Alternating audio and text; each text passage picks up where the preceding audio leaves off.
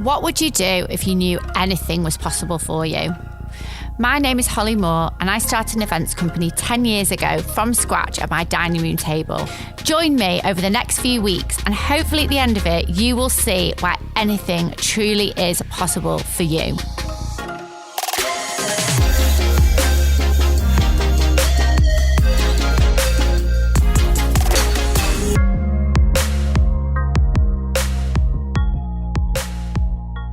Welcome to the Anything is Possible podcast.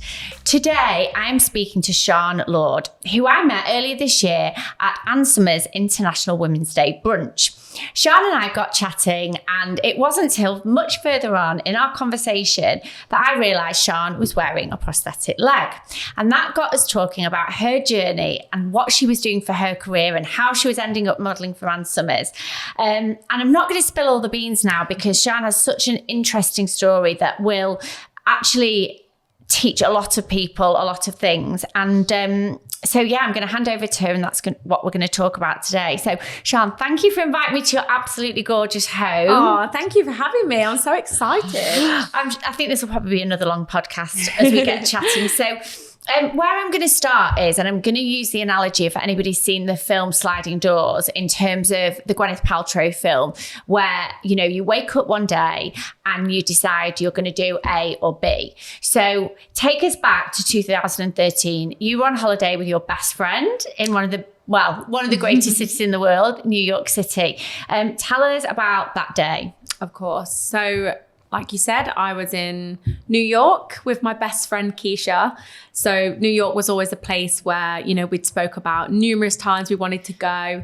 So finally getting the chance to go in August 2013 was like a dream come true. So it was the first day of our holiday and we were so excited. You know, we woke up that morning and we were just, you know, so eager to get out the door and just see the sights.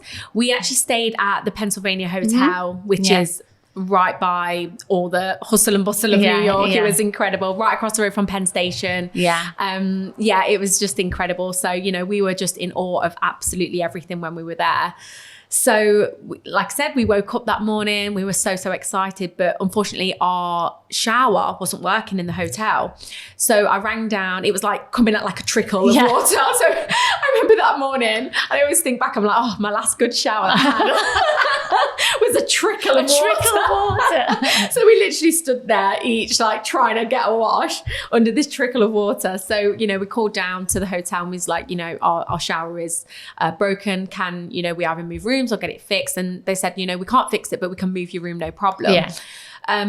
Go around New York, come back before 12 o'clock because the people needed to check out of the room. Right. So that's what we were doing. We were killing time. And what were you supposed to be doing? So that morning we were actually going to the Kardashian store Dash. Oh, wow. Yeah, so we wanted to see that. We were actually going to meet up with my friend later on in the day. And we just wanted to walk around and just take in the sights. Yeah. You know, go to like Macy's and or just a bit of shopping, really. Yeah. So that's what we were doing. So, you know, we had breakfast at the hotel and, you know, like I said, we were right by Rockefeller Center everywhere. So we were taking photos. I remember going into MAC, you know, the makeup store. We were just, you know, really taking everything in. And then we decided to just, you know, carry on walking around. And I remember a guy approaching us and saying, do you want to get on the hop off bus?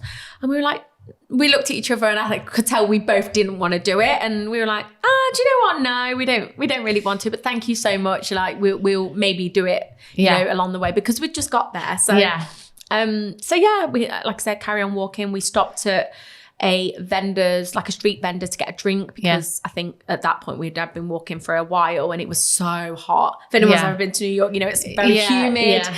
So we just decided to get a drink. And then, I remember stopping at, I can't remember what the street was now, but we stopped on a corner and I remember Keisha saying, shall we go that way? And I remember looking down like where we were about to walk saying, no, let's go this way. So there was quite a lot of people. So I was like, oh, you know, everyone seems to be going that way. We'll just go that way. And I knew we had to get back. So I didn't want to venture out too far. Yeah. So we just decided to keep walking. I remember looking at Keisha and we had this drink, and I was like, oh my God, this is incredible. This is so nice. Yeah. And when I was saying it to her, I was closest to the road. But when I say that, obviously the pavements and the curbs are so big in America. So yeah, I remember looking at her and saying, you know, about this drink, but I realized that her eye line wasn't on me. It was almost in the road. And I looked, and I explained this, and it sounds very long, but probably when I say the next part, we're talking about 6 to 7 seconds this happens. So I look at her, I then look into the road, and then all of a sudden I see a cyclist like mounting the curb.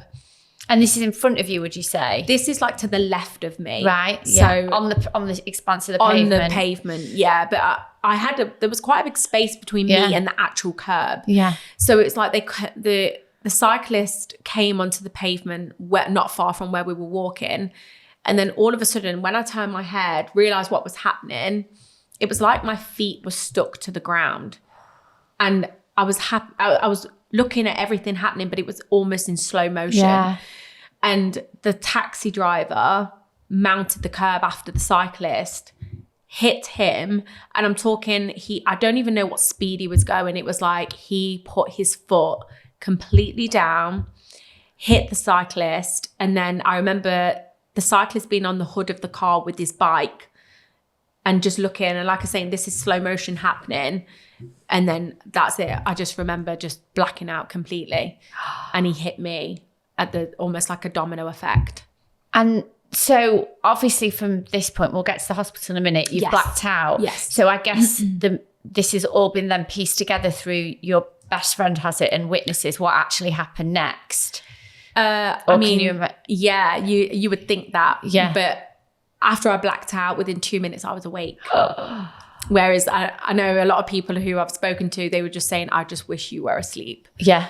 But I just woke up. Yeah. So basically what happened is I remember, it's almost like I remember flying up in the air. Yeah. I don't remember the impact of the pain at that point. So it's almost like if I close my eyes, I can literally see this happening. He hit me. Is it a vivid memory to you at the moment? It's really vivid. Yeah. And I always thought over the years it wouldn't be so vivid. Yeah. But it is. Yeah. And I just remember flying up in the air and then completely blacking out and then waking up under a big tree. So what, had he knocked down? So basically what had happened was my leg unfortunately got pinned to, I can only describe to you as like a misshapen rock, like a perching stool, decorative piece of rock. So it got pinned to that? So it was almost pinned to the front of the taxi and that's why it come off so quickly. So my leg was severed off. I then flung up in the air. So you I'm sorry to be That's okay. No. So fine. it cut your leg and then you flew. So you'd lost your leg. I lost my leg instantly. Wow. Yeah. I didn't know that. Very instant gone. So if you see the point of where he hit me to where I landed, I can't believe I would have flown that far. But you have to see the picture to realize how far it was. Yeah. And then I woke up and I just remember I couldn't breathe because I was winded. Yeah. And I just remember thinking, well, the first thing I thought was, why am I under this tree? And then it was almost like my brain scrambled back and I remembered everything. And then I was just screaming, saying oh my God, he's hit me. Did you see what had happened at that point? I didn't know anything. So when I was awake, it was the shock. Yeah. It was that shock factor of my brain, my body, and the whole circumstance trying to piece everything together. And then I just could hear my friend obviously screaming. And I think that's why I woke up, because I could hear her. Yeah. So when I woke up, because she obviously thought I was dead. Yeah. She'd just seen her, best friend be hit by a taxi. Yeah. She instantly thought I was dead. So after that, I woke up and, like I said, I could not breathe at all. And then within 2 seconds, I literally had no end of people around me. So many people. Can't imagine what they saw. They must have it was horrendous. It was absolutely horrendous. And the cyclist at this point, is he's fine? He's fine. Yeah. Because I think the impact for him was his bike. Yeah. So his wheel was literally twisted in half. So he hurt his knee. Yeah. That was it. But I got all the impact. So you hear all this screaming and everybody around you. Do you remember what happened? Was an ambulance there pretty much straight away, or? No. So I don't know if a lot of people know this, but in New York, what they have, because the city is so busy, what happens is they have random ambulances park up on different places in New York. So if they are needed, they can get through traffic quicker or get to somebody quick. So what happened was, when the people were calling through to say, we need an ambulance right here, one had not long just parked up. Oh, right. Okay. So, but I think I was on the ground for, I want to say, I think it was 10 minutes. It's a long time though. It's a long time. Yeah. But it would have been longer if they hadn't just got there, which was a blessing in disguise, really. But so it could have been longer. It could have been slightly shorter. But for me, it probably felt like 2 hours. And were you apart from the not being able to breathe, which is horrendous, could you feel pain at that point or not? Yeah, so what happened is that because my brain didn't realise that I was then missing a limb, I tried to get up. So I pushed myself up, and then I remember everyone saying, stay down, you have to stay still, please stay still. And did you see anything at this point? Could you see? Nothing, because I was face down, still not realising that my leg is under the taxi, not realising anything. But when I basically pushed myself up, I think what had happened is that I'd then triggered the rest of my body to feel the pain. So I pushed myself up, and then all I can describe to you is that my body felt like it had been set on fire. Oh my God. So it just was like somebody lit me alight. It was horrendous. Did you pass out at that point? Because I know sometimes with severe pain, you just, no, you didn't. I was keeping going. And then I remember drifting off. Yeah. And I just remember thinking, I'm going to die. Yeah. This is it. Because then you got to remember what happens if you're missing a limb. You bleed to death. Yeah. So, yeah. So you're put in the ambulance. Do you remember that part of it? I remember all of it. Yeah. So talk me through that, the journey to the hospital. Yeah. So after obviously all that happened, I was then basically what they had to do was turn me over.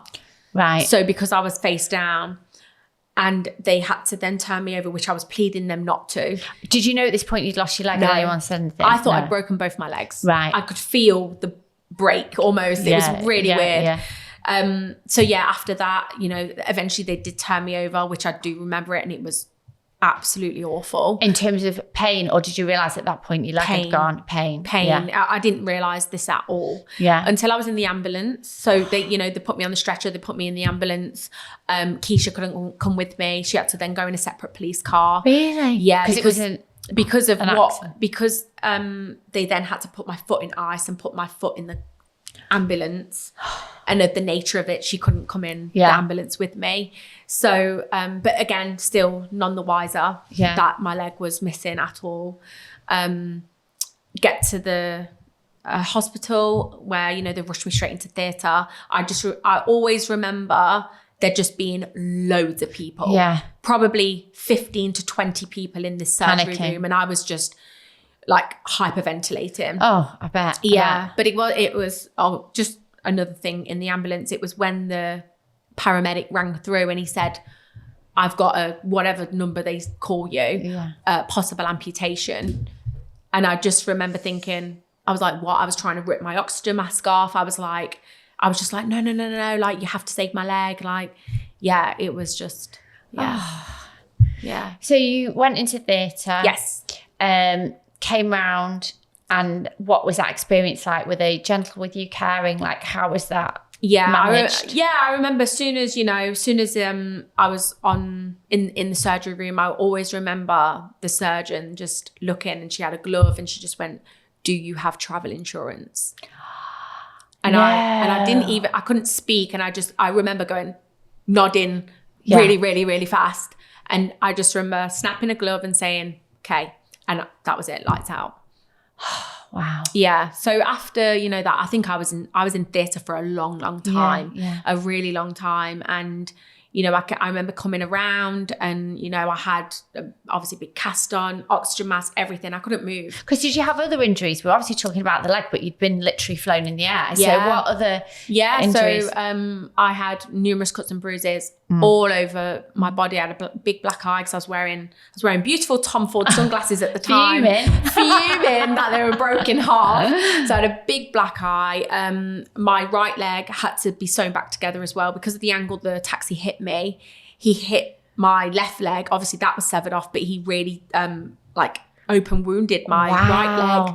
So that happened, and then I had a really bad head injury as well. So I had to have 10 staples at the back of my head. Oh God. So yeah, it was a whole process. So then you must have then found yourself in the hospital bed in the care of which hospital were you at? I was at the Bellevue Hospital in New York. Right. Okay. And how? I'm really curious because I know we're going to talk about the medical system in New York and all of that, but how was, because this is physical, but it's mental, clearly. So how was that managed by them? Yeah. It was, managed really well. In terms of mental, obviously I don't think there's ever going to be a perfect hospital, let's just say, but in terms of what they needed to do to get me home, they did fantastic. Right. Okay. Amazing. My surgeon was, he'd come in every day and check in, and he'd say, you're going to go down, because I had to have 4 different surgeries on my leg before I could even fly home. So it was, he was incredible. And then in America they have amputees who come and support you. Wow. Do they have that over here? No, but I do that. Just off my own back, because I know how amazing that is for your recovery, just to see somebody else up on their feet and to hear their journey and their story. But so her name was Teresa, and she got to me before my parents even got to me from the UK. So when you've come around, obviously you've heard that in the ambulance, but that might not, I guess at that point it would have been. No. So at what point did you realise you'd lost your leg? I think when I was put in intensive care, I was in intensive care for about 3 weeks. And then it was just them coming in, changing my leg. And I think it was then when I realised, okay, it's gone. And probably a really stupid question, but how did you feel? Like, what was the process? It was just surreal. You don't think things like this will ever happen to you, but they can. Yeah. And they do every day to people. Yeah. So I think in that, I had so many questions, and, at that point we hadn't spoken to the police, and I was just confused. Yeah. And I couldn't believe that within seconds my life was different forever. Yeah. I couldn't grasp that. Yeah. Everything that you'd known. Yeah. Been taught. Yeah. I knew nothing about disability. I knew nothing about prosthetics. Yeah. Nothing. Yeah. Except the year before, when I watched the 2012 Paralympics. Yeah. I remember watching that on my TV, going, wow, that's incredible. That was the only knowledge I ever had on people with limb loss. Yeah. Yeah. So you ended up in New York or in hospital for 6. Yeah, I was there for about 6 weeks. Which actually doesn't seem that long when I think about what you've gone through. And just tell me, list. I know there is a list online, but what are the treatments and operations you had during that time? So obviously the first surgery was the major one to tidy up my leg. Then the second surgery was to sort the drain out for my leg and, shave down my bone and all that. Third surgery, I had to have massive skin graft. So on the leg? On my leg, So I've got a big skin graft on my thigh. And forgive me for asking, where does that come from? Where is it? Another part of the body they do the skin graft from? That's right. Yeah. So they took the skin from my thigh, and then they placed it on the bottom of my leg. Okay. Because my leg was severed. Yeah. It almost ripped all my skin, so I had nothing there. So they couldn't patch it up with anything. Yeah. So that's when they tend to take skin grafts from certain places of your body. So I had to have that done, and then the fourth surgery was to take the drain out and close up the hole. Right. Yeah. So, and then I could fly home, but then I had obviously the staples in my head. I had staples in my legs. I had numerous patches all over my body that they needed to treat.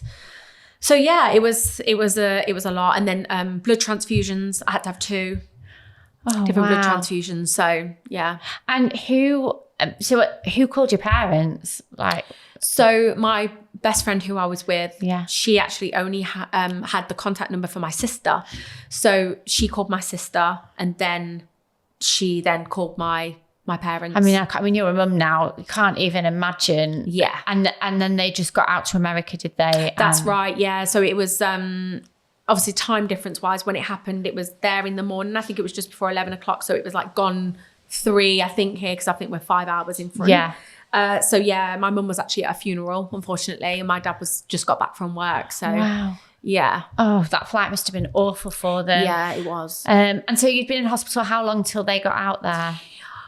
A day and a half. Really? So it would have been the rest of that day, and then they managed to get to me. It was like the evening, the second day I was there. Yeah. So we'll come back to the recovery in a minute, but let's just talk about travel insurance. Yes. So this treatment that you had must have been tens of thousands. Yes. I don't even know. Yes.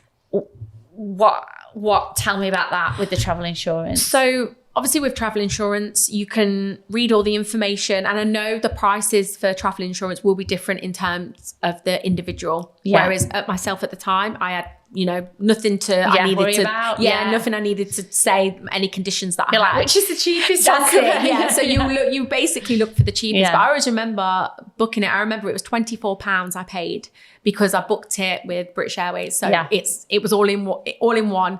And I remember looking, I was like, I didn't really take into consideration the details. Yeah. I just thought, that'll cover me. It's got, I've got travel insurance. I didn't know what that meant. Yeah. So in terms of what I had, so it covered me for all my treatment there, all the medication that I had to have. Yeah. Did it really? Yeah, everything. My flight home, which is a really big one that you need to look out for, because I don't know if you could ever tell when people do like Just Giving pages, they will always say they had travel insurance that covered them for the care, but it does not cover them for coming home. So we need to, because we're going to try and get this message out there, aren't we? So we need to be checking that you cover treatment, but the flight home as well. Absolutely. Yeah. So flight home, and then obviously they will do you some sort of payout for if you do have like loss of limb, anything that happens. Yeah. So it then just cover you for not being able to work when you get home. Yeah. Which is huge. Yeah. Yeah. Because then, your bills, what do you do? And I was lucky enough at the time that I didn't have an awful lot of bills because I didn't own a home or anything at the time. But you do have to check these details. So don't just, if it's £4.50, why, just check the details. You can still get really good ones for £5. I'm not saying that you can't, but, please just check the details. Was there anything you weren't covered for? I was covered for absolutely everything. So tick list would be treatment, flight home, and if you end up being out of work after. Okay. They're the 3 main things. Yeah. So, yeah. So then, am I right in thinking then you had at some point a bit of a fight on your hands with the New York State? Am I right in saying? You're right, yes. Yeah. Can you talk about that? Yeah. So not a lot of people know, but the taxis in America, they're owned by the Taxi and Limousine Commission, who that is owned by the state of New York. Right. So basically what they do, obviously we have our own car insurance. If anyone drives, you have your own insurance. Yeah. So if unfortunately you hit someone with your car, your insurance will pay that person a certain amount of money for, not being able to be able for the rest of their life, depending on, what their injuries are. Yeah. So for me, the insurance should have covered me for prosthetics until basically I'm 70 years old. Yeah. In America, they have a choice whether to go for a higher insurance or a lower insurance. For their taxi business, for their business, because they're all self-employed. Yeah. So they naturally go for the less. Yeah. As we've just said, you do with your travel. Yeah. You do, because it's what benefits you. If you can pay less a month, why are you going to pay out anything higher? And you think, which is what you've just said, it's never going to happen to me. Exactly. You think that in every walk of life, it's never going to happen to me. Yeah. Exactly. So, so because of that, I wasn't able to get enough compensation to then fund my prosthetics for basically until I'm old. So right now, I've got, they paid me out some, but prosthetic legs are expensive. Can you tell us how much they cost? Yeah, of course I can. Yeah. So you are looking £15,000 to £20,000 for a private leg. Wow. Yeah. And how you were just telling me before as well, you have to change them because your joints change. That's right. So since over the last 9 years, how many legs have you had to have? I think socket wise. Oh God, it definitely depends on the person, but the first year you'll go through 2 or 3 sockets to get used to what you need, or because the leg changes. Your leg changes. Yeah. So basically what happens is when your leg is amputated, it's so big. It's swollen. My leg was double the size. Really? Now it's like tiny. Yeah. But your leg's double the size. Yeah. So within that first year, you're shrinking. Yeah. So within the first 2 to 3 years, your leg is still changing. Yeah. My leg up until 4 years was still changing. Wow. So at that point, I'd been through, I'd say 4 or 5 sockets. Yeah. So luckily, yes, we do have the NHS, but when you stop shrinking, you will benefit from getting a private leg because they are just next level. Yeah, more comfortable, you said. Yeah. And don't get me wrong, there's people out there, they can get on with their NHS leg, they love it. Yeah. But I have a really complex stump. Yeah. So if it's not a proper, amputation, a scheduled amputation, that they can maneuver the shape of it. I had no choice. My leg is what it is. So I was really, really lucky that I did have funding for private care from a very famous doctor in America named Dr. Oz, who was at the scene of the crash. Yeah. Sorry. Yeah. So go on. So what was that? He basically flew, but I flown back to the UK. Yeah. Dr. Oz is he been on Oprah? He was Oprah's physician. Yeah. Wow. So he was at the scene? He was at the scene of the crash. So he was right across the road filming for his show, the Dr. Oz show. So he was filming for that and he ran over. Literally, there's live footage of him running with his cameras across the road. And, he wanted to come and see me in the hospital, but there was so much media attention at the time with what happened that the hospital was like, you can't come here. So he had me on his show before I left for the UK. So I've been on there 3 times now. And do you, we're going to come on to your career, but do you feel in a way that was a kind of something that you've been able to use in a positive way to propel what you do, which we'll come to? Yes, I think so. I think it almost prepared me for what was to come. Yeah. So I want to get onto the future, but I just want to know, I guess, that period between being in the hospital, maybe the first time you got out of bed, etc. Yeah. What has been, from a medical point of view, that stage to, do you ever feel normal again? What is that journey from a medical sense? From a medical sense, I think I was in what they wanted me to do. I think I was doing it. So I was doing well to them. Yeah. So I think is that what you mean? So you were doing what you were told to do this physio, you would do that physio. Exactly. So I could basically do what they wanted me to do, which they were really happy with. Yeah. And you got to remember, I still kept my knee. Yeah. So I do have the joint, which does make it slightly easier for me. But I was, they called me Wolverine when I was in hospital because I was healing so fast. Really? I still have a jumper that I've got from being in hospital with Wolverine on it, because they'd put staples in my leg one of the days, and then my skin actually grown over the staples. Wow. So they then it was painful, but they were like, God, we can't believe how fast, and age was on my side. Obviously I was 24 when this happened. So, everything I was doing, my body was doing everything that it was supposed to. So the physical was. But it was hard. Yeah. It was really difficult. I was now having to navigate how to use a wheelchair and how to get around, but their physio was so great because they had almost like a dummy kitchen. So they'd go, okay, so you've got to get through that tight space. What do you do? You've got a cup of tea. That's how they would teach me. Oh, wow. So I don't know how they do it actually in the UK because I'm used to their care. Yeah. So, but it was great. And I was just waiting for that 4th and final surgery, but I kept getting infections when I was in hospital, which were awful. Oh, what would happen? Bad.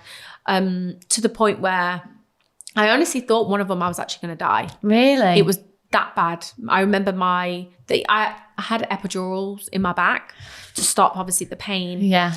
through surgery from, you know, going through the surgeries. And I remember the third one, they said, we have to take your epidural out now because you've had it in for too long. And they took it out. I got an infection. And I remember my heart rate on the monitor was just going high, and it was going beep, beep, beep, beep, beep. It was going so high when I woke up from the third surgery. And my dad, I remember him being on the side and he was like, calm down, you've got to calm down, please, please, please. And then the nurse, it was just a massive thing. But I got a huge infection and yeah, I honestly thought I was going to die.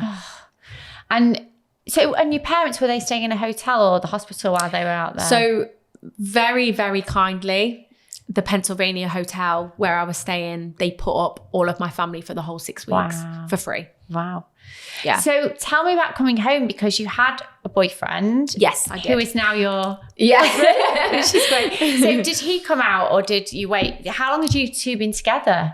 So we'd only been together for a year. Wow. So it very much still your honeymoon stage. Yeah, and, you know, we were madly in love. And it was just the most perfect relationship. I look back now and I think that whole year was just perfect. It was just so amazing. And he was actually in Ibiza when this all happened. Yeah. He just landed in Ibiza. And, you know, he got the phone call from his dad because it had then gone on the news and was like, you need to get home now. Yeah. Then obviously he spoke to mum and dad. They all then got on the same flight and was able to fly out. So they were with me for the whole time. Oh, wow. Yeah, the whole time. Well, we'll come back to that relationship and motherhood and everything. But so you coming back to England must have been surreal because you're stepping into your home country, of which life will never be the same again. Yeah. Tell us about that, like adjusting to being back in the UK. It was hard. It was really hard because when I was in hospital, all I wanted to do was go home. Yeah. That's all I wanted to do. And I remember having a calendar every day. I was like crossing off and I'd ask the surgeon, can I go home now? No, you can't. And, you know, we'd cross off this big calendar. And when I got home, it was just not what I thought. In what way? In terms of, I think it very much heightened all the things that I could do and now couldn't do. Right. So it was just a massive slap in the face because I was so excited to get back here and now all I want to do is go back to hospital. Yeah. Because safe there. It was safe. Yeah.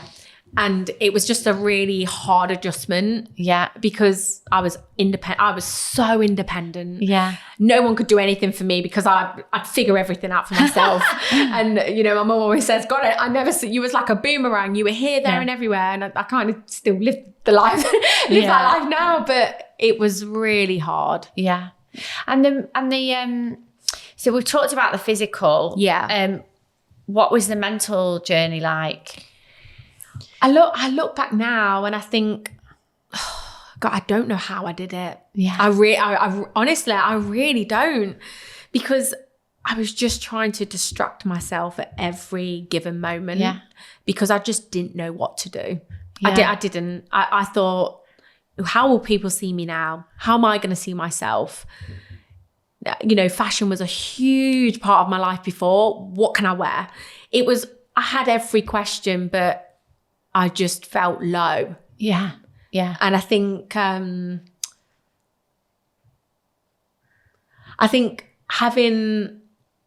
people around me that were positive helped massily. Yeah. Because I just think if I didn't have them, God, I don't know what I would have done. Yeah. I really, really don't. And what was the mental support offered in New York? Did you have counselling straight away or? I mean, no, not straight away. Right. I think that was a bit of a downfall of the hospital. Yeah. They only gave me mental support because we were begging for it. Right. And I don't really know the ins and outs of the conversation, but I remember one day waking up and having a counsellor, and then the next week he was meant to come back and then didn't. So I didn't, and then we actually ended up paying my lawyer ended up paying somebody to come in that he knew to give me the support. And then luckily I would have him then on Skype. Yeah. So when I got back, I was Skyping. The same person. It was the same person, but it was an absolute battle. But I think if I didn't have the counsellor and I didn't have the support around me, I honestly don't know what I would have done. No, it was really hard. And in terms of therapy, would you say you slipped into depression? I think there was a period where I think I was severely depressed. Yeah. But again, it was the realization of the life I had before was just no longer what I was going to be living. And like I said, I knew nothing about disability. I didn't know if I could get a job. I didn't know anything. Yeah.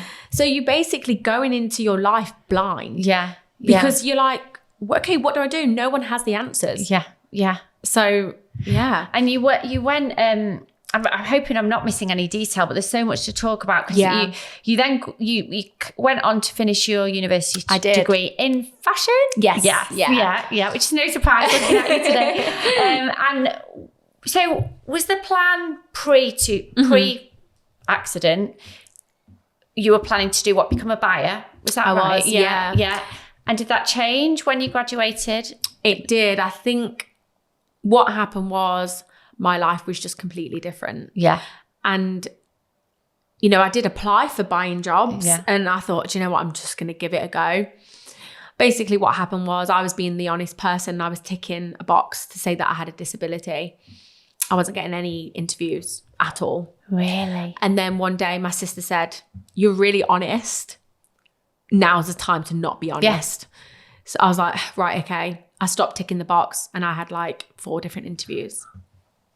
Did you send your CV? Did you ever send your CV twice to the same company and tick the box or not tick the box? No, I didn't, because then when you apply, you're in the system, I guess. And apparently there's some places I was applying for, you can't apply them for 6 months. Right. Okay. Yeah. So I was kind of in a state of, I don't know what to do. I need a job. I've just graduated. I'm highly qualified. I remember being overly qualified for an interview I'd done. I'd got to a second round for one interview and I was convinced I had the job. Yeah. But, you know, it turns out that, you know, that I didn't get the job in the end. Anyway, that's a different story. But then I ended up working in a marketing team for a brand, and which took me out of Leicester. Yeah. Which took me near Chesterfield, and I was traveling every single day and I physically couldn't do it anymore. Yeah. It was so tiring. Not only... I don't know if a lot of people know, but amputees, we use 30% extra energy more than everybody else a day. Right. So you have to strategically plan your day. Yeah. So if I'm doing something big, I've got to be at the house with Aria. I can't do anything in the morning or a lot in the evening because I can't physically do it. And is that still the same now? That's still the same now. So yeah, I kind of do, even though I'm really busy and I am here, there and everywhere, I try my best and I will work myself until I can't walk anymore. Yeah. Wow. So yeah. So you took that job, and in the midst of all this, you're still with your boyfriend. Did you have any worries post accident that he would still fancy you? Would the relationship still, like, what? There's got to be worries there, right? Yeah. There was. Oh my God, there was so many worries. I was super insecure, and I feel bad for him really when I look back, because he was constantly reassuring me he wasn't going anywhere. Yeah. He was like, this, you know, I fell in love with you. I didn't fall in love with your limbs. I just fell in love with you. You're still the same person. And I think it kind of I took a lot of that on board, and I was like, you know what? Yeah, I am still the same person. Yeah. I can still do all these things. You know, I can still feel sexy. Yeah. And I remember thinking, okay, I need to come out my own head and just, you know, enjoy our relationship. Yeah. And how did you do that? Because presumably, I mean, like, you're modelling for Ann Summers now, right? So we can talk about things like that, but things like, I'm sure you would have worried about your sexual relationship conceiving. Yeah. Are you happy to talk about that? Yeah, of course. Yeah. I do remember feeling really insecure. I'd lost so much weight because I wasn't eating. The medication would then make me feel sick. I was under 7 stone. Wow. So I wasn't the same I felt frail. I was like, how is he ever going to find me attractive? And again, on, you know, talking to a counsellor, we spoke about this and, you know, he was just like, you know, you just have to live. Yeah. Basically, you just have to just try and just do you have to fake it till you make it? 100%. Yeah. I still feel kind of like I do that now. I think we all do that. But yeah, it did take a lot for me to feel nice again. And not worry about those kind of things. Absolutely. Yeah. And did they talk to you about conceiving and having children early on, if there would be any impact on, I guess, that area? Like, I always remember coming around from one of my surgeries, and I always remember one of the nurses laughing because I remember saying, can I still have kids? And they were like, yeah, don't worry, you can. Yeah. But it's a thought, isn't it? I didn't know. I was like, I was 24. I was highly maternal. I come from a huge family, looked after all these babies. Couldn't wait to do it myself one day. So naturally, I wanted to ask the question. The doctor said, you will be fine.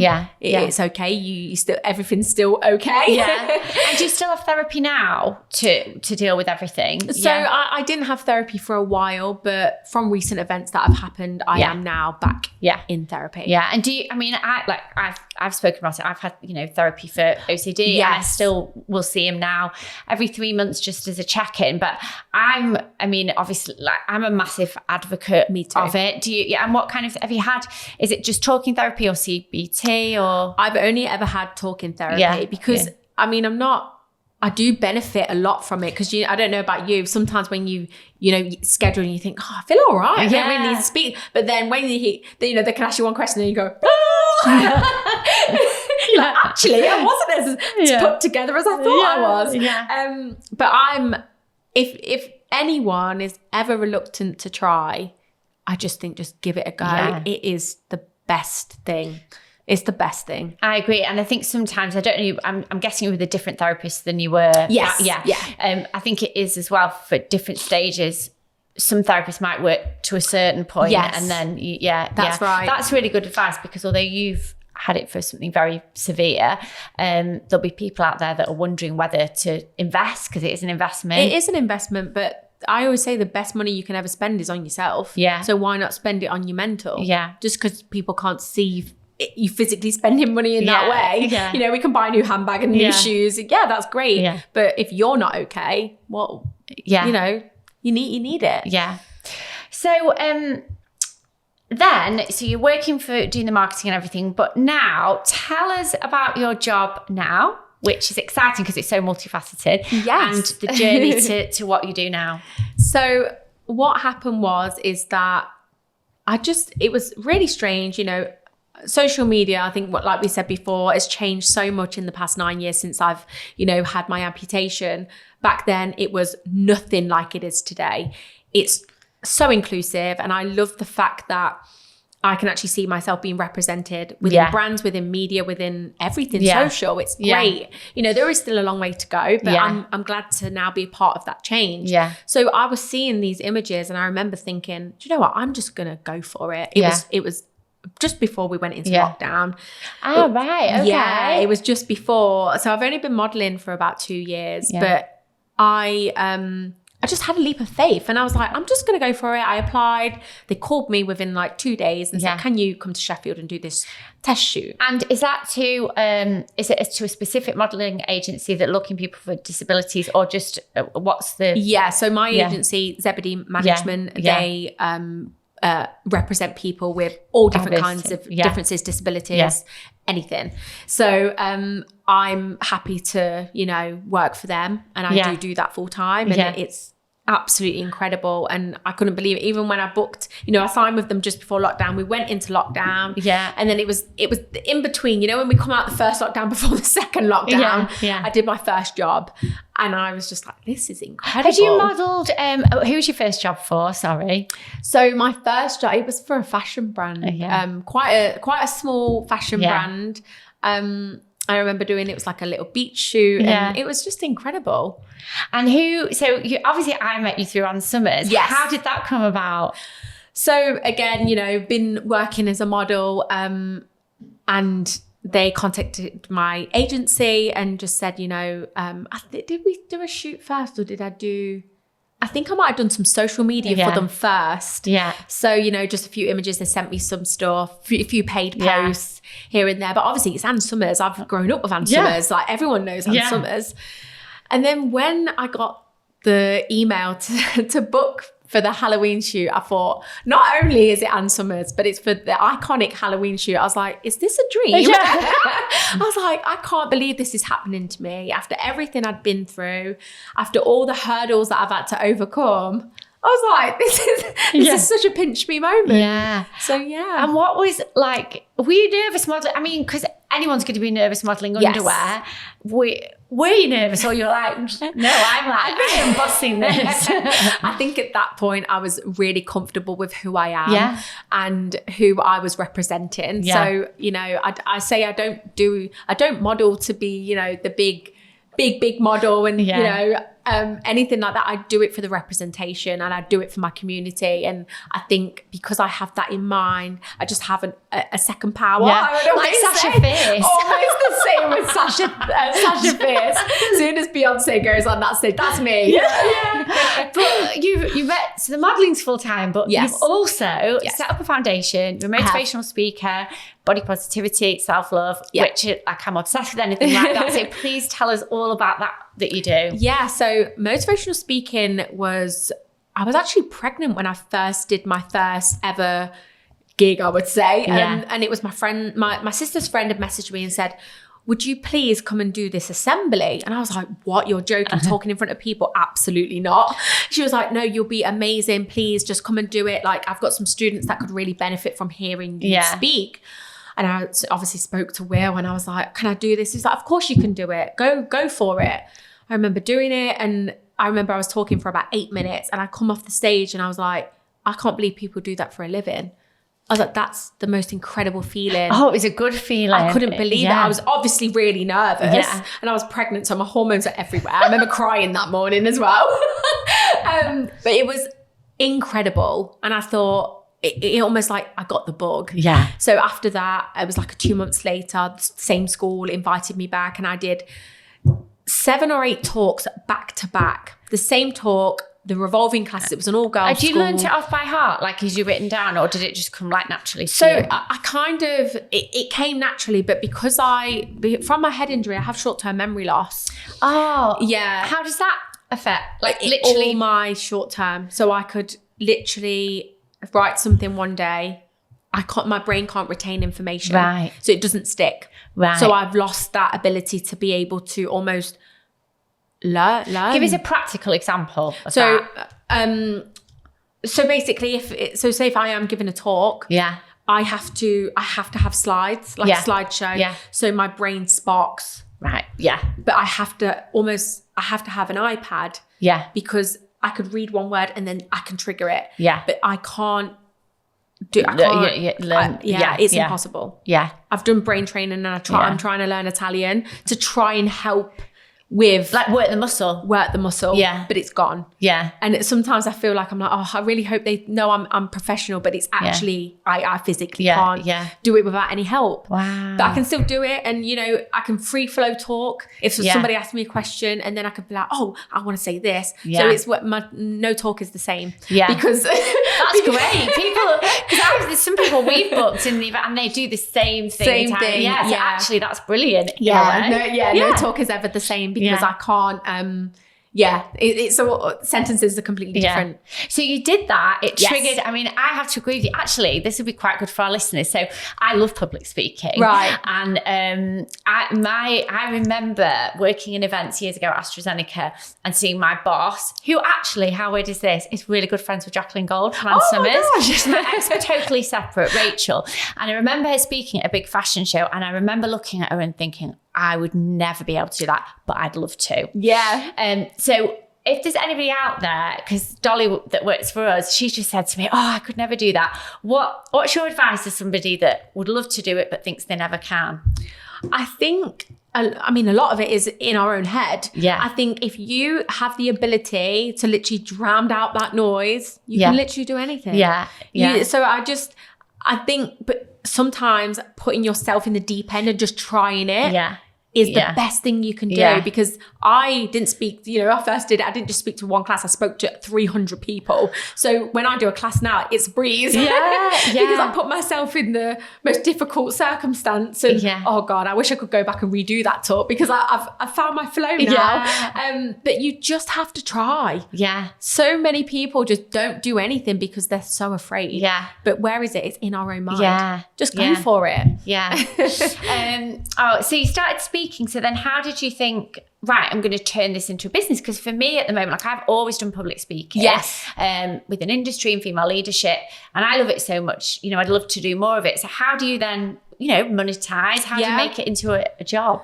Well, I mean, it works from referrals. Yeah. So school will book me from another school. And then now I'm actually just about to sign with an actual agency. Amazing. Who can, get me regular work, which will be nice. Because I've just done two different jobs with them. Yeah. Just actually. Yeah. For corporate or? Schools. Yeah. So I think I would do any, I can speak to anyone and I can adapt my story to literally anything. And I'm just about to do Leicester Business Festival as well, which is wonderful. Incredible. Yeah.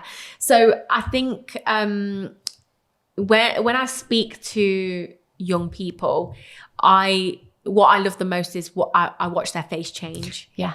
And I think it's from when I start, they're just kids and but as soon as I flip it to what happened, they are literally glued. And what's your message to those children? What are you trying to teach them? I'm trying to teach them, not only is it about, not saying there's so many words, but don't ever think that things can't happen to you.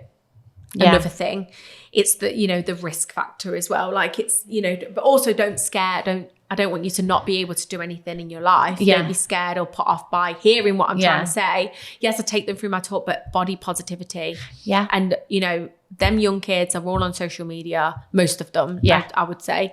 And they are all consuming so much that might not be healthy for them. I try and teach them how to be an individual. How do you do that? Because I think that would benefit adults. It would benefit me. Yeah. What is your message with that? So I think it's literally listening to yourself.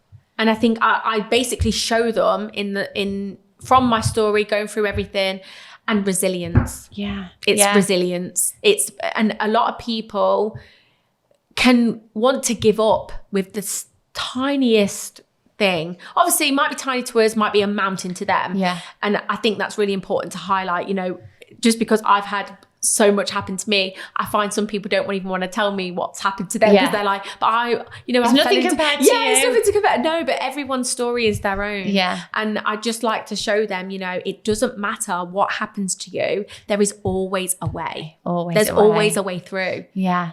It's one of the things that I always say, that I like to say, is making the most of the cards you dealt. 100%. Because I've had a few sliding doors moments in my life which have really dramatically changed my life from what I thought it would be. And it is then picking yourself up and going, okay. And also one of the massive things about Anything Is Possible is, trying to get people to have that mindset where, okay, think, review whatever's happened to them, and then we'll go a different way. But, and I guess that also brings me on to the fact of the sliding doors moment. Yeah. I wanted to ask this at the end actually, but we've naturally come to it. Who was Sian before and who's Sian after, and what are the differences?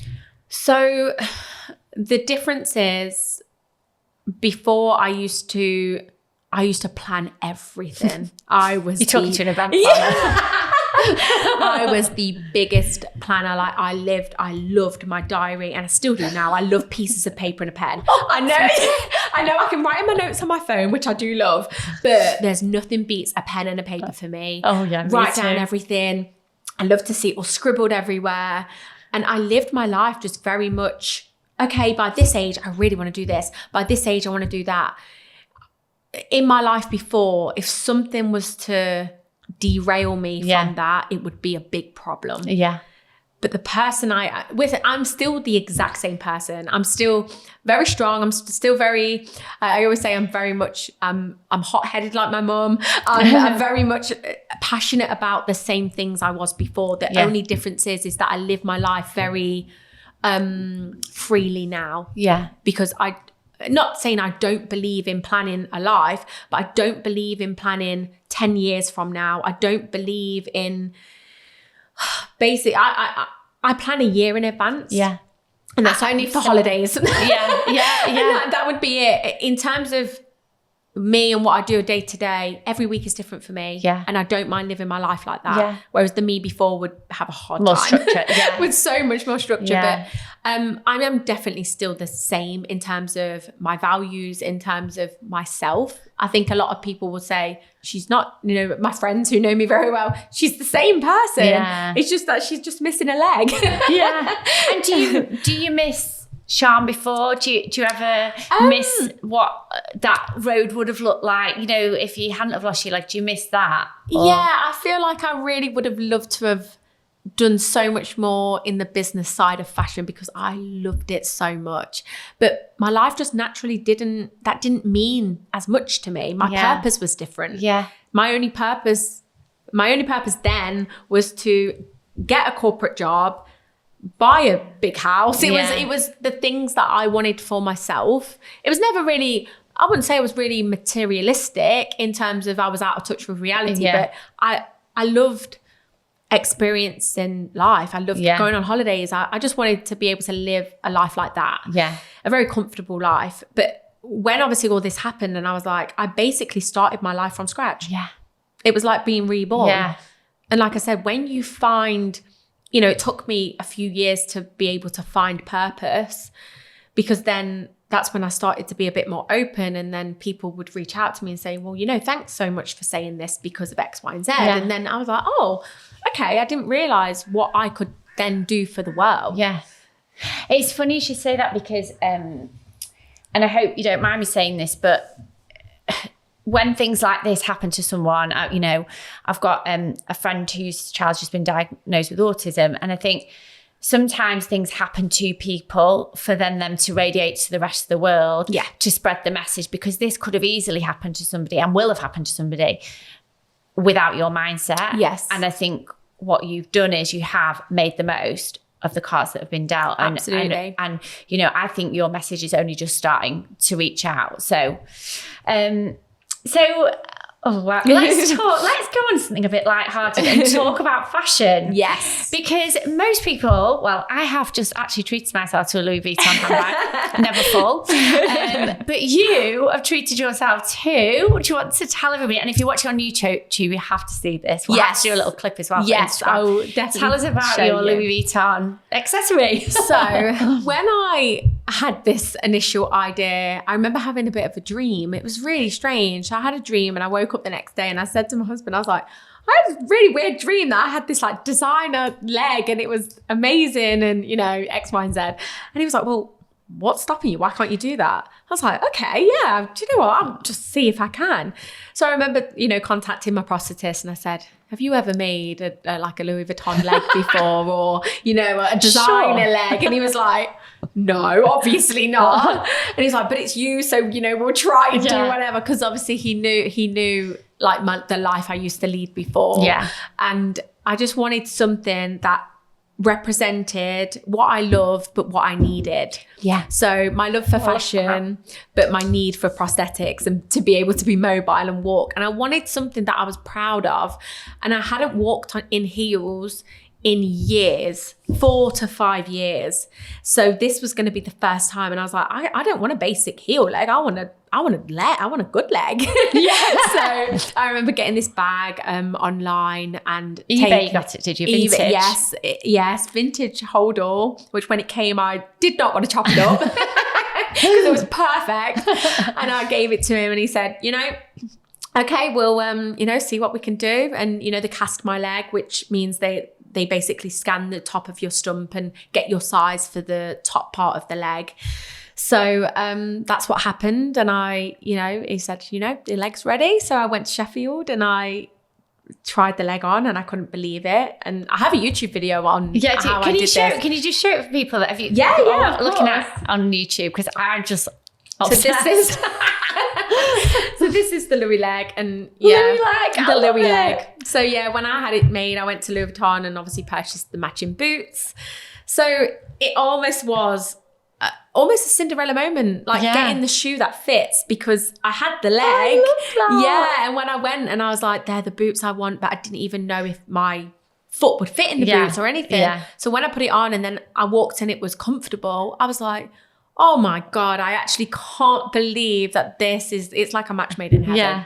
It was amazing, incredible feeling. For those of you listening, so the top the part of the leg that goes under the knee socket is right. Louis Vuitton. Yes. The LV, what do you call it? The monogram. Yes, the monogram. Yeah. And then and then it follows down into like the base stem of the and leg. then some killer Louis Vuitton block heel boots. Yes. I'm just going to put it in the universe because I just really believe in this, is that I just said to Sian before, what if you were going to do another design, like what would you do? And she said maybe Gucci, which I just think would be fabulous. Yes. So if we do have anybody listening that's got any links to Gucci, we'd love to put you in touch. Yes, that would be fab. So you've got your little girl. You're married now. Yes. When did you get married? I got married 6 years ago. 6 years ago. Yeah. And was that a beautiful day? It was just so amazing. I got married in 2016 and it was just incredible. It was such a lovely day because I think as well it almost put into perspective that this may never have happened for me. Yeah. So it was it was just such a lovely moment. And despite what obviously you've been through together as a couple, something that I've talked to a lot of our guests that are coming up about is soulmates and true love. And you said you were madly in love before. Yes. And I've got a bit, there's a lot of people that settle that stick in relationships because they're worried about, leaving and obviously children and things like that. And you're very lucky to have met your soulmate and he's obviously been amazing to you. Yes. And then you went on to have your little girl. Yes. Who we hear is a little bit sassy like you. Oh God, yeah. And we have talked a little bit, if we can touch on for people that are listening, the additional complications you had. Well, I say complications with being pregnant. Yes. You gave me an idea of that before, didn't you? Yeah. So being pregnant, I think, I even still get a lot of messages from amputees saying, I've never had kids. I really want them, but I'm so scared because of my leg.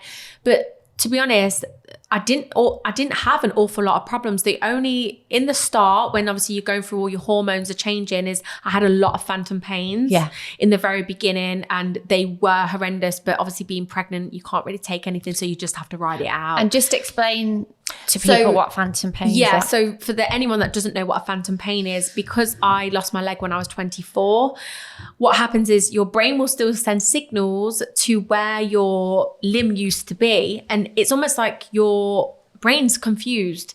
Even though I've been an amputee for 9 years, I still get them now.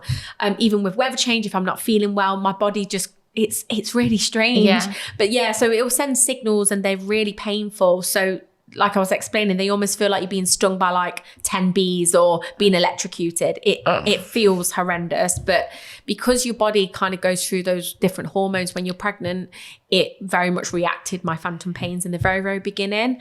And then I was just ridiculously swollen the last 4 to 5 months of, not months, sorry, weeks. That would have been horrendous. Weeks of my pregnancy, which was really hard to then fit my prosthetic on. But I think, with support, you can still wear your prosthetic. You just have crutches, you have a cane. Oh, right. Yeah. Okay. Yeah. Okay.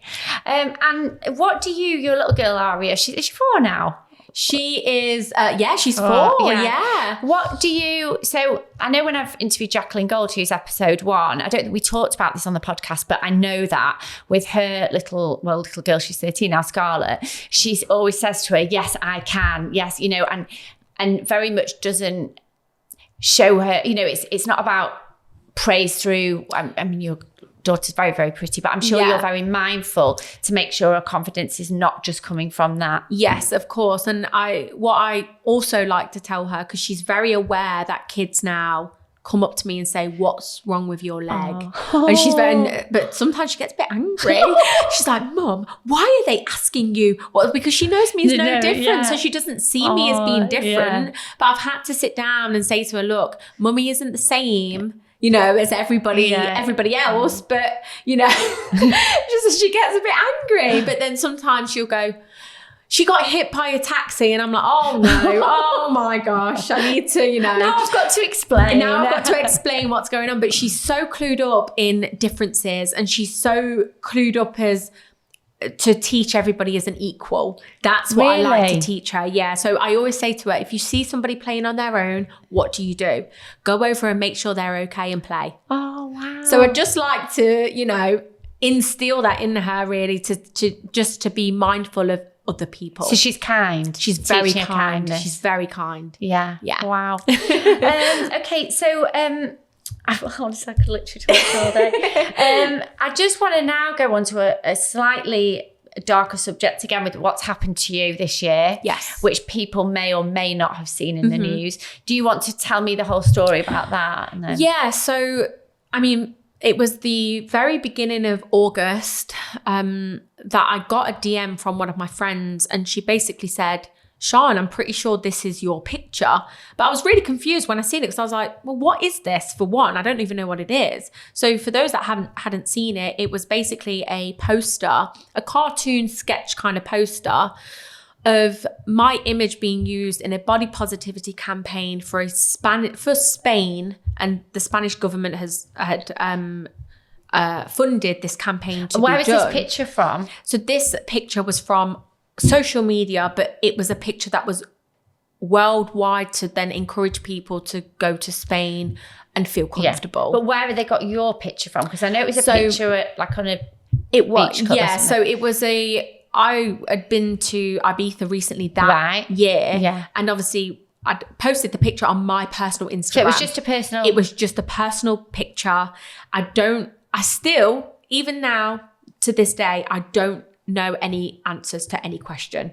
So I don't know why my image was used. I don't know what they thought then editing. I will obviously explain. Yeah. I don't understand it, because we still haven't heard anything from them. So it's a picture of you in a bikini. That's right. So on a beach bed. On a beach bed. But basically what the artist who has stolen my image from Instagram, what he did to me was, obviously, if anyone's seen my Instagram, I very much proudly show my prosthetic leg as this is the leg I have, and this is my identity. It's who I am. Yeah. He had erased my prosthetic leg out and given me a very much regular leg. That is just... Yeah. Because why? Right? Because if he wanted to have an image of a gorgeous girl in a bikini with two legs... Yeah.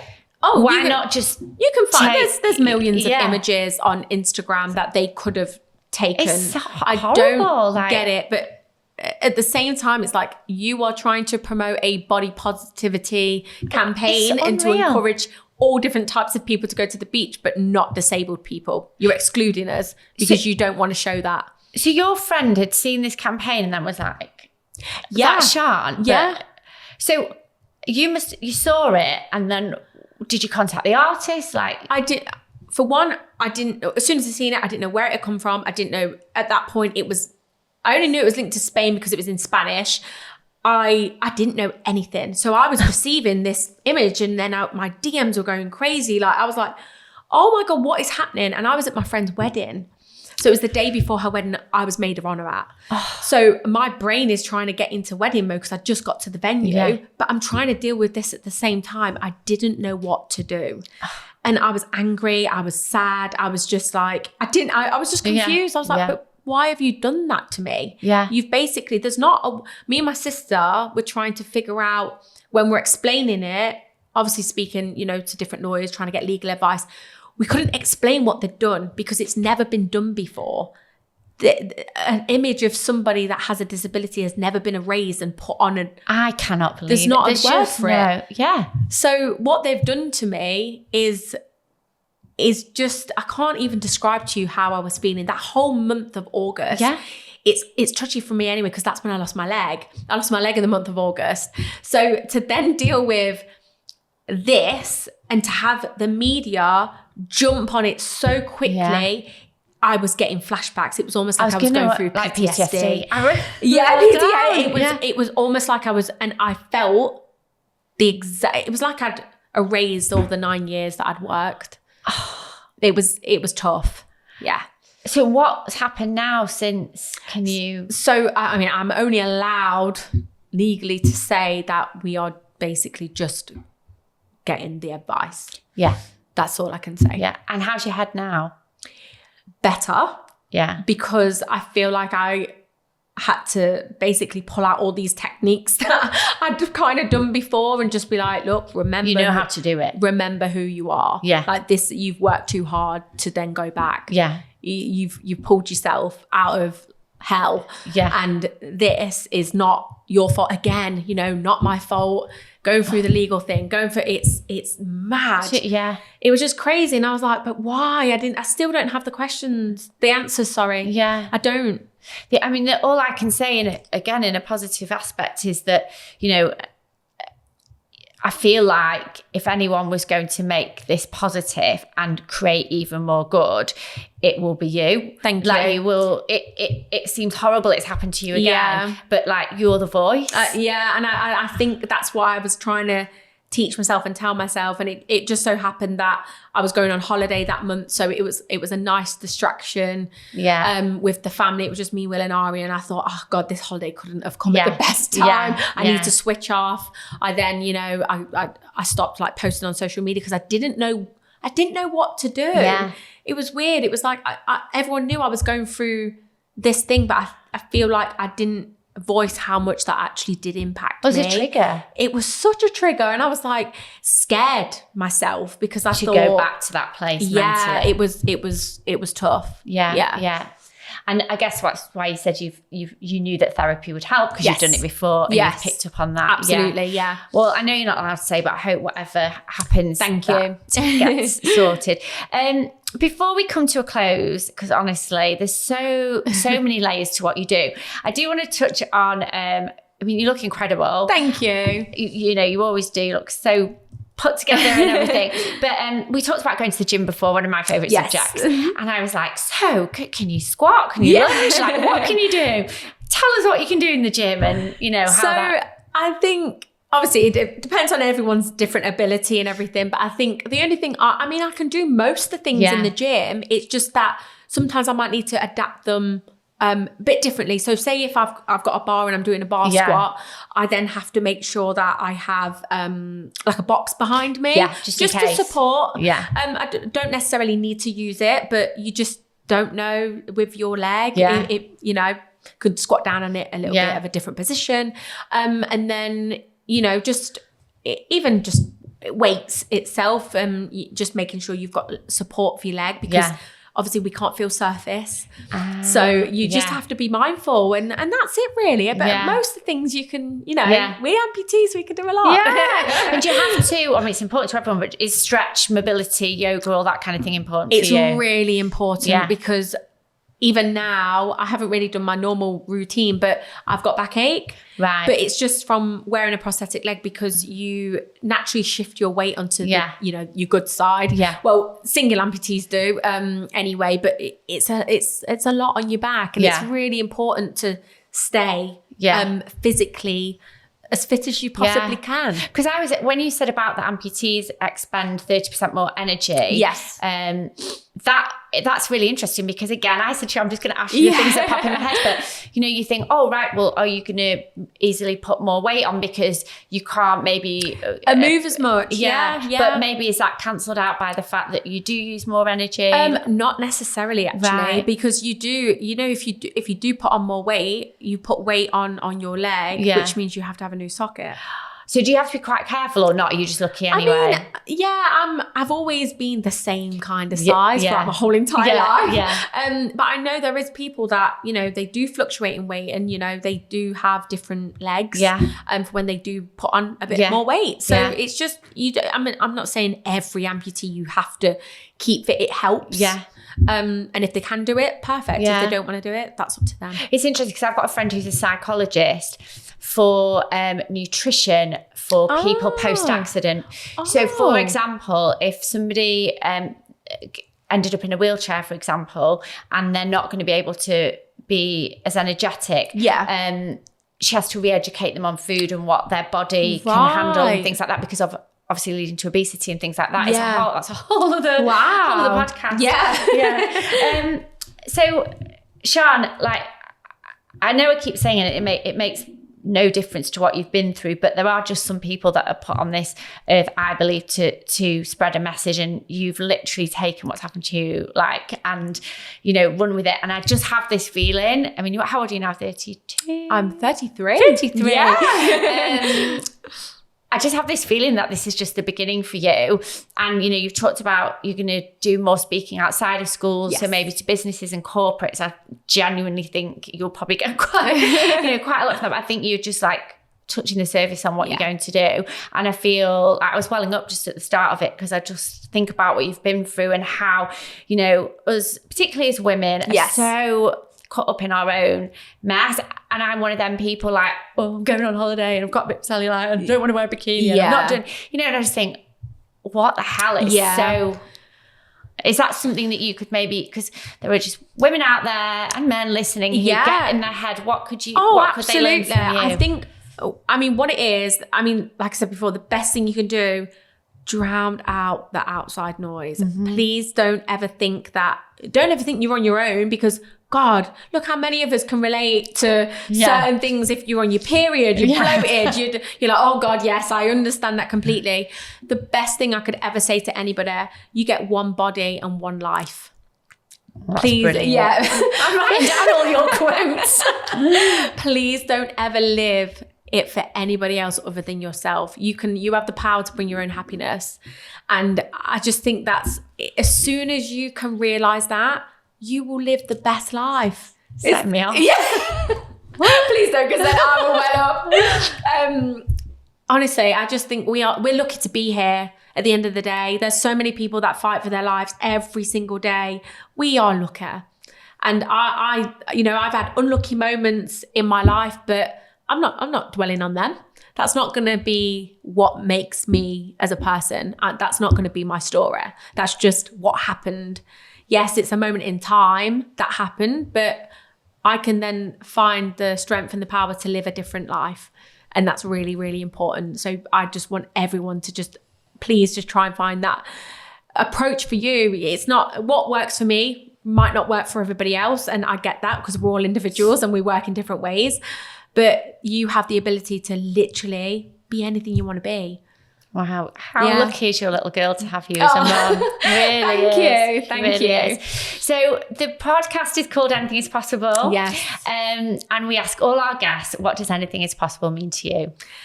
Anything. Oh God, I could be probably another podcast on this. Do it. Anything is possible. If honestly, please listen to yourself. It's the only thing that pulled me through.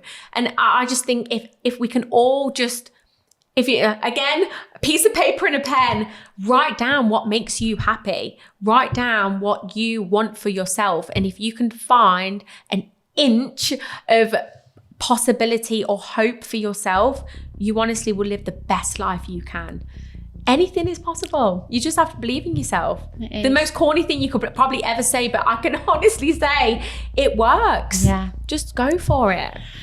Well, you have just been an incredible guest. I don't think we've even got an edit in that podcast. I think we just went straight through. You've been incredible. Thank you. I feel so lucky to have met you. You were that face that I was drawn to when I went to that Ann Summers International Women's Day brunch, and we chatted that day. And I'm so grateful for you being on this podcast. And thank you so much. Thank you for having me. I've absolutely loved it. Thank you.